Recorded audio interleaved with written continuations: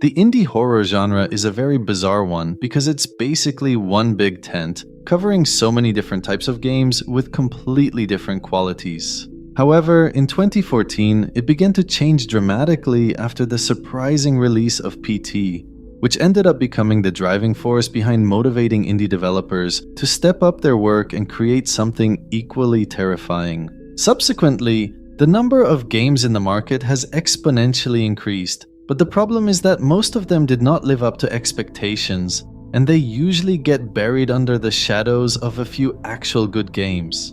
But out of all these waves of indie game releases, there was one specific game that simply got it right like no other, reaching a point where people agreed to call it the legitimate successor of PT. This game is none other than Visage, the psychological horror experience that came out of nowhere but somehow managed to grab the attention of everybody, mainly because it succeeds in capturing the same essence that made PT spine-chilling. It combines the power of psychological horror with an interesting story that keeps you confused until the end, because what you see is not necessarily what you should believe.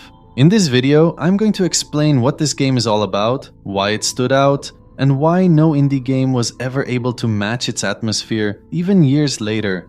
So without further ado, let's start.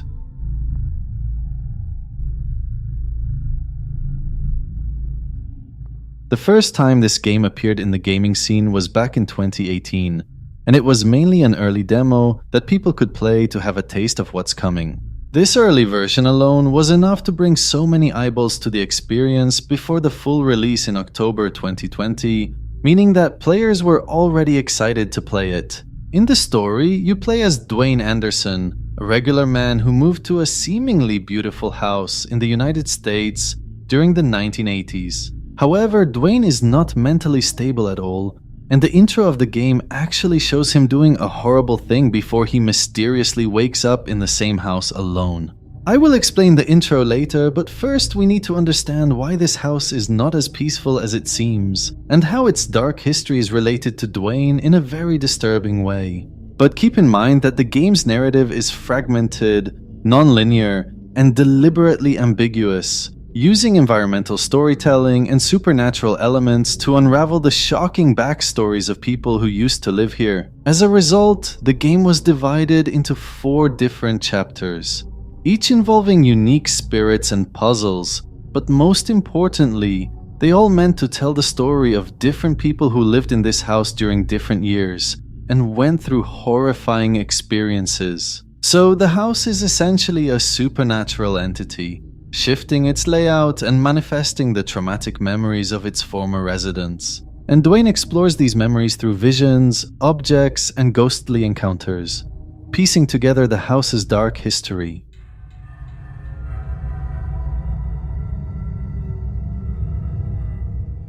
The first chapter in the game is about Lucy, a young girl who lived in the house before the protagonist, specifically in 1961, and her story is revealed through audio logs, drawings, and creepy supernatural events. She was an innocent child living a normal life, but one day she fell victim to a manipulative and sinister presence known as the demon.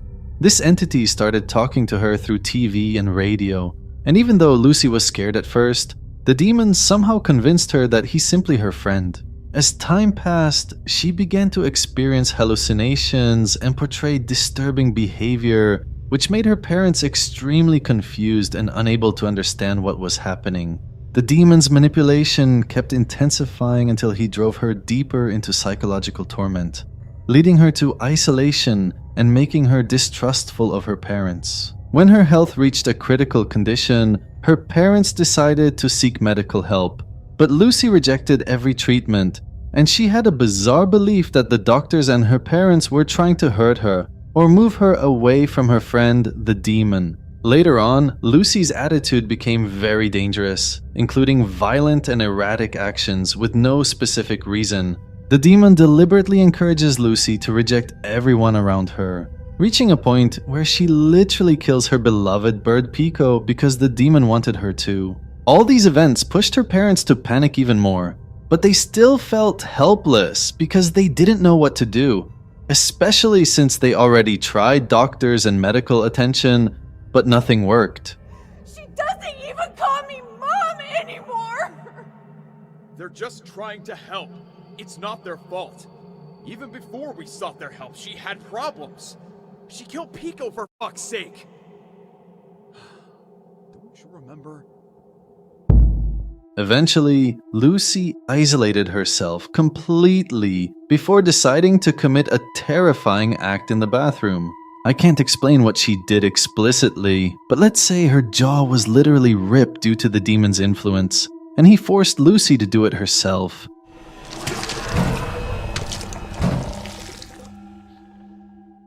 Even though Lucy's story seems insanely disturbing, it's actually very reasonable to believe that it was inspired by a true story of a real girl. The girl in question is none other than Anneliese Michel, who ended up becoming the most infamous case of possession in Germany. Anneliese was born in 1952 in the city of Leibelfing, and she lived a normal life in which she succeeded in her education and had a very bright future ahead of her. However, when she became 16 years old, she began experiencing severe seizures, and she was diagnosed with temporal lobe epilepsy and even depression later on. Despite undergoing psychiatric treatment and taking medications regularly, her condition did not improve at all, and instead, it got way worse. Over time, she reported hearing voices, and she slowly became very isolated and aggressive towards strangers. When doctors failed to find a solution for her condition, her parents began to seriously believe that something supernatural was behind her strange behavior, meaning that she was probably possessed by a demon. Because their daughter's behavior reached a point where even the most qualified experts in mental health were genuinely shocked. I'm not exaggerating, by the way. Anneliese was doing stuff that made absolutely no sense, including walking on her hands like animals, biting people, tearing her clothes, and even speaking in languages that no one understood. At some point, she started urinating on the floor and eating bugs, but she eventually stopped eating altogether, believing it was necessary to kill the demons, but it also led her health to collapse. But despite her frail body, Anneliese showcased unbelievable physical strength when resisting people who were trying to grab her or calm her down, which was really defying logic on so many levels. These distressing elements led the family to think about one last solution, which is calling the Catholic Church and asking them to perform an exorcism on their daughter. Even though this request faced multiple obstacles in the beginning, the exorcism was eventually authorized in 1975 and carried out by Fathers Ernst Alt and Arnold Renz. Over approximately 10 months, Anneliese underwent 67 exorcism sessions, and during this period, she ceased medical treatment entirely, and she was barely eating any food. These sessions were extremely intense, in which both Anneliese and the priest had very disturbing exchanges. But what's even scarier is that the girl's voice was absolutely diabolic. To help you understand, I've got you some audio clips containing her actual voice when she was healthy, and then during a chilling exorcism session. Ja, ich will auch für die anderen leiden, damit die nicht in die Hölle kommen und so. Aber dass das dann so schlimm ist und so grausam und so furchtbar, nee. Das denkt man leiden, das ist so leichte Sache, aber wenn es dann wirklich schlimm wird, da will man überhaupt nicht mehr dabei. Ihr Klötze! Nein, ihr Klötze! Und der Maul, ihr Klötze! Oh, so der will auch nicht, oh, ich geh auch nicht, oh. Sind wir schon 3? Wie? Was soll das schreien? Strangely enough, these monstrous voices were changing constantly, and she actually says that each voice represents a specific demon among 6 demons living inside her body. She was also exhibiting violent behavior all the time, which made her extremely dangerous for the priests and even more dangerous for herself. Sadly, her condition was getting worse every day, and when she calms down, she talks about how devastated she is and how much she wants her suffering to end. But no matter how much she was suffering mentally, her physical health was more concerning because her body was basically destroyed due to malnutrition, dehydration, and exhaustion. This situation was obviously not sustainable, and as a result, Anneliese tragically died on July 1st, 1976. weighing just 66 pounds and looking completely unrecognizable compared to what she was. This beautiful young girl, who was thriving in her life, became something that no one would ever expect she could become. However, the story didn't end here, because when she died, the news exploded across West Germany, and authorities were very suspicious of her death, leading them to literally arrest her parents and the two priests who did the exorcism. The prosecution argued that they allowed her to die by failing to get her proper medical treatment, especially after she stopped eating in the final months of her life. On the other side, the defense claimed Annalisa was possessed and that the exorcisms were conducted with her consent, which is a reasonable claim because the audio recordings actually contain statements in which Annalisa is asking for spiritual help and refusing medications. After so many arguments between the lawyers and prosecution, the parents and priests were eventually found guilty of negligent homicide. But even with this verdict, the judge was still confused about what really happened, which led him to punish them with reduced sentences. Their initial sentence was 6 months in jail, but it was changed to 3 years probation because the court felt that the parents had no intention to hurt their daughter. And they really reacted this way because her situation was incredibly complicated and frankly inexplicable to a certain extent. This nightmarish story of this innocent girl became a controversy beyond the borders of Germany, and it also became a source of inspiration for many movie writers, which is why we have a movie called The Exorcism of Emily Rose. This movie came out in 2005, and it's directly inspired by the story of Annalisa, highlighting her struggle from her early seizures to the final days of absolute horror. But even decades later, people are still to this day debating the reasons behind this case and whether it's an intense mental condition or a supernatural influence. And by the way, some experts also said that certain medicines she took were probably responsible for worsening her suffering, including a drug called Tegretol, which can basically cause extreme psychological distress if you use it too much, especially if you're young. So Lucy in the game is very closely related to this real-life incident, and even her behavior in the end is very similar to the German girls, because Annalisa was also doing similar stuff, and I don't want to say it explicitly. Regardless of any reasons, I really have full compassion for Annalisa, and I'm saddened by her story that shows us how the most joyful and successful people in life can have everything taken away from them overnight. But no matter how her appearance changed over time, this will always be the Annalisa that we should remember, the happy, smart person that her family and friends loved. With that said, if you think Lucy is the only story in the game with real-life references, then let me tell you that you're wrong and you better continue watching.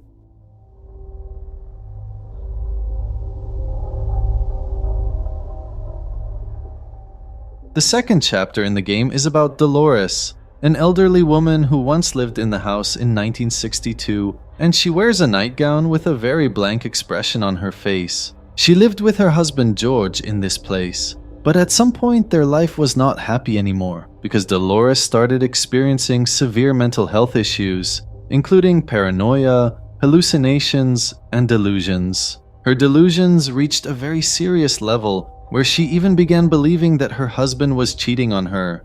Her neighbors were spying on her, and something was hiding in her house. For some reason, Dolores hears mysterious voices, and these voices manipulate her, worsening her condition and driving her to violent, aggressive behavior.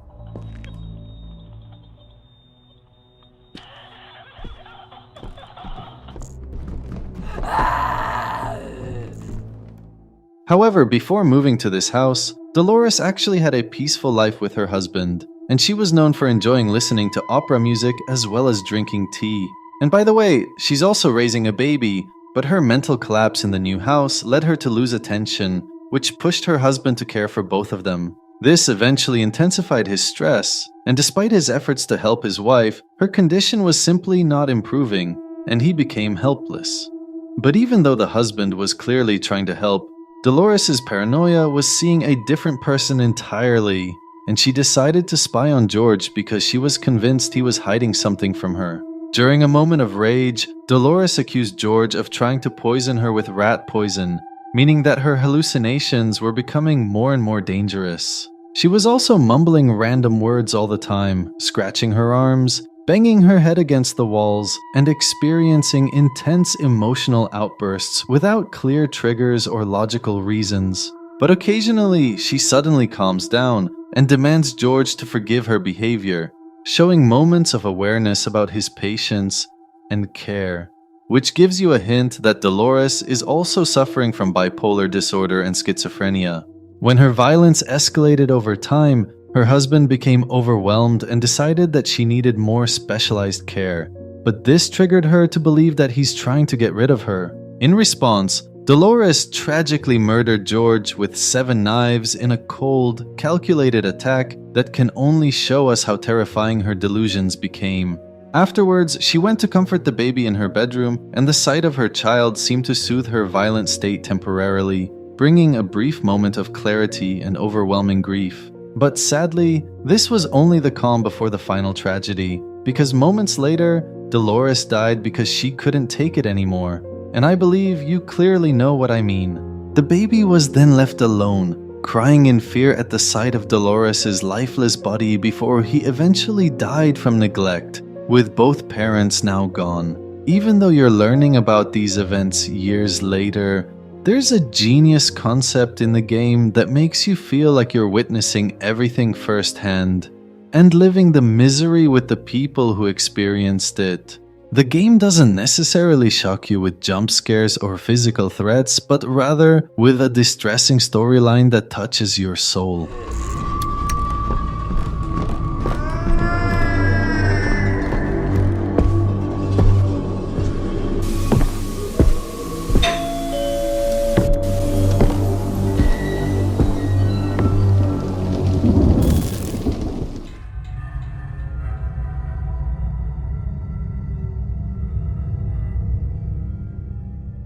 The third chapter tells the story of Rakan, a man of Arab descent who was once a professional rugby player, but his career ended due to a serious injury. His athletic history makes sense because he appears to be a tall, muscular guy in very good shape. Nevertheless, in 1970, he moved into this house to have a fresh start, but not long after settling in, he began experiencing paranoia, believing he was constantly being watched. He became obsessed with the idea that small ordinary objects in his house were spying devices, and there's always someone looking at him, even when he's alone. What the f is this? Oh, it better not be what I think it is! Bastards. What is this? Who the fuck are you? However, this behavior is not really random. It's actually a condition called scopophobia, and it's basically the intense fear of being watched or stared at all the time. People who have this phobia tend to believe everyone around them is staring at them or investigating their looks, movements, and actions. His hysteria was growing, and you can see him throwing books around, screaming at some point, and even shooting his gun, which triggered his neighbor to call the police. There you are, little piece of crap! You think you can get me that easily, huh? Nice try, you fucks! What the f do you want, huh? I'm right here! He claimed that someone broke into his house and that he shot this person in self-defense, but police found no evidence of any break-in, meaning that Rakan was probably paranoid and experiencing delusions. What?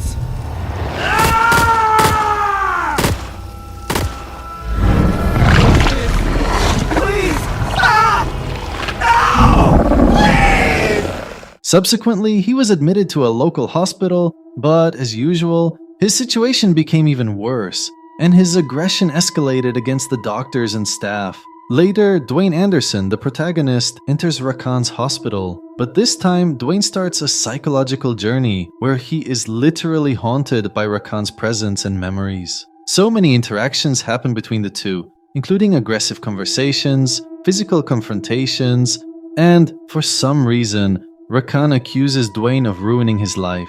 Dwayne's nightmare in the hospital continues, and each encounter seems to be a manifestation of Rakan's emotions, but it's also related to Dwayne's past, indicating the two men actually know each other. He's totally lost it! Leave me Inject him alone! with a tranquilizer. We're not supposed to be here! You're all Someone bind him up! Get his doctor right away! Let me out of here! At one point, Dwayne finds himself in a distorted area full of eyes looking at him, before seeing Rakan showing up from behind, seemingly angry and seeking revenge from Dwayne for no clear reason. What makes Rakan unique compared to the other characters is that he seems to have memories of what really happened to him, and he believes certain people are responsible for his mental collapse, and Dwayne is among those people. Eventually, you see him in a dark room somewhere, shouting that he knew everything from the beginning and how his suspicions were always right. But seconds later, a shadowy figure shows up and closes the door, and then we can hear Rakan screaming in pain as if he's getting murdered. Wait! No!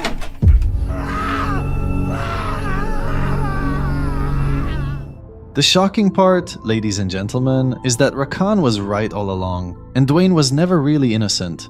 But to understand this part, we need to go to chapter 4, which is the final one.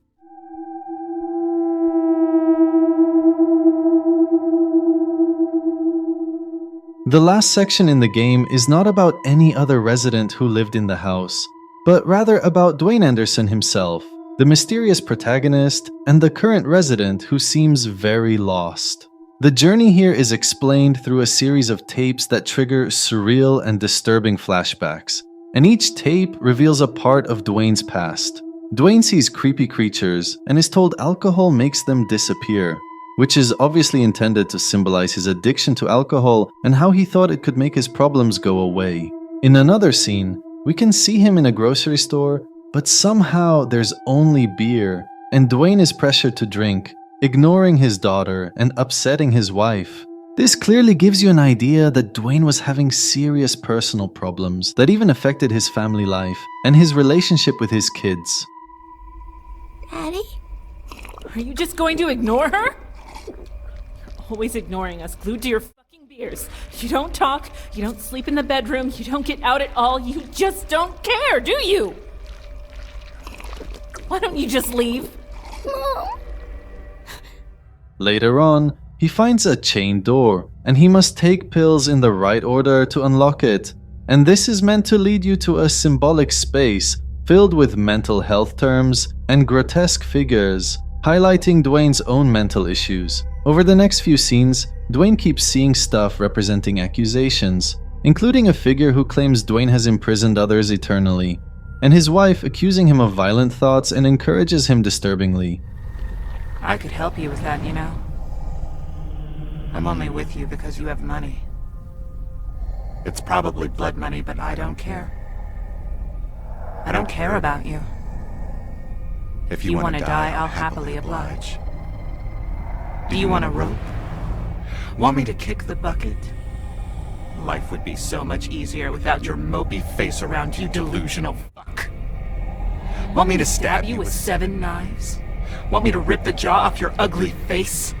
How about I break both your legs and leave you to rot in a cellar?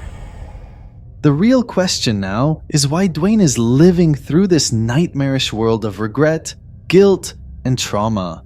And where the heck is his real family? Well, first, you need to know Dwayne was working as a chemist at some point in his life, and he had very good experience of using chemical substances and understanding their influence. However, even though his expertise was not a suspicious aspect in itself, things became much darker when Dwayne used this knowledge in very shady practices. It is suggested that Dwayne was hired by a certain organization to develop psychoactive substances and LSD that were meant to experiment on people to study their mental reactions and how these substances can affect their minds. The crazy part is that Dwayne was also paid to infiltrate these substances into a water plant that supplies specific houses.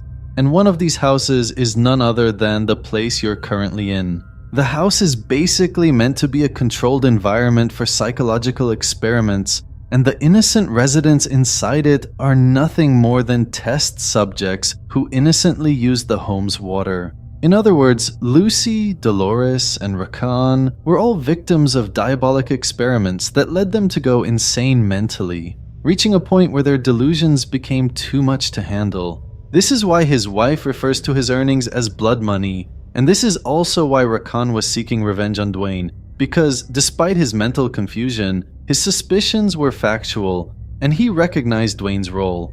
In fact, it's even suggested that Dwayne is the shadowy figure in this scene, and he killed Rakan to bury the secret with him. With that said, this part in the story is not really fictional as many of you might think, and it's actually inspired by real events and a real experimental program that was conducted in the same years as the game's timeline. The program in question is the infamous MK Ultra, a covert CIA scheme that ran from the early 1950s to at least the early 1970s, and it was meant to develop mind control drugs and interrogation techniques. The American government was very obsessed with competing with the Soviet Union. They were afraid that the Soviets might become superior in the psychological field if they didn't work fast. However, the CIA also knew very well that doing these experiments legally makes no sense, which is why they decided to perform their tests on human subjects without their knowledge or consent. They wanted to manipulate mental states and behavior, exploring methods like hypnosis, sensory deprivation, and psychoactive drugs to create techniques for interrogation, brainwashing, and even controlling people's minds to push them to do certain operations. The human subjects were mostly prisoners, mental patients, soldiers, but eventually the criteria expanded to include normal civilians who had no idea they were being experimented on. Powerful drugs like LSD were used on these people in very sneaky ways, such as putting it in their water and urging them to drink it, which is very similar to what we saw in the game.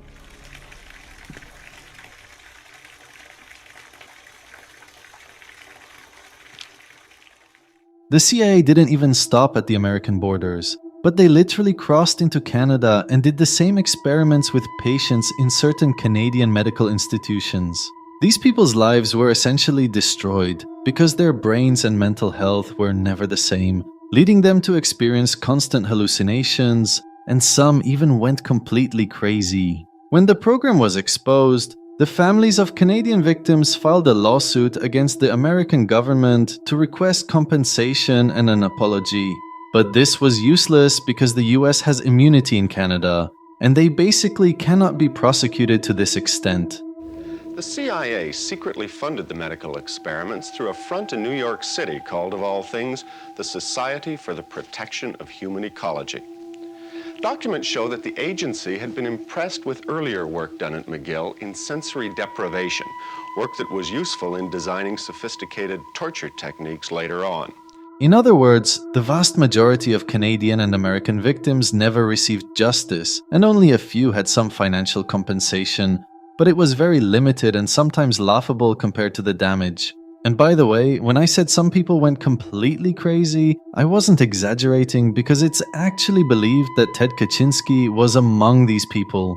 And he went from a genius mathematician with a bright future to a ruthless killer who used sophisticated bombs against his victims. This is why, to this day, most Americans have a serious problem trusting the CIA, and this is a mutual feeling among people of all ideologies. Because this organization was never really meant to be ethical, even when dealing with Americans. Anyway, now that I have explained the core story and the real-life references, it's time to tell you about Dwayne's fate and what happened to his family. The tragedy behind this part is that you can actually witness it in the first seconds of the game, when you can see Dwayne carrying his gun and approaching his wife and children, who were tied to the chairs. In a shocking moment of total madness, Dwayne shot his family members one by one, without any hesitation or second thoughts, as if he had already made his decisions some time ago. Although it's not explicitly revealed, it's obvious that Dwayne also died later on because he had enough and his world was falling apart before his eyes.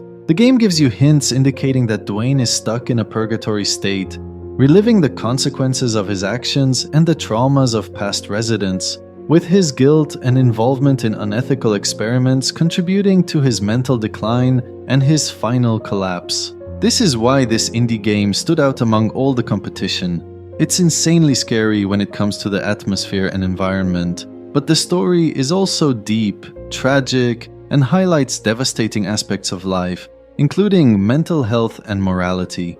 Anyway, this is all for today. Please like this video if you enjoyed it, and let me know in the comments below if you know any other games that can match this experience. See you next time. You're horrifying. You should die.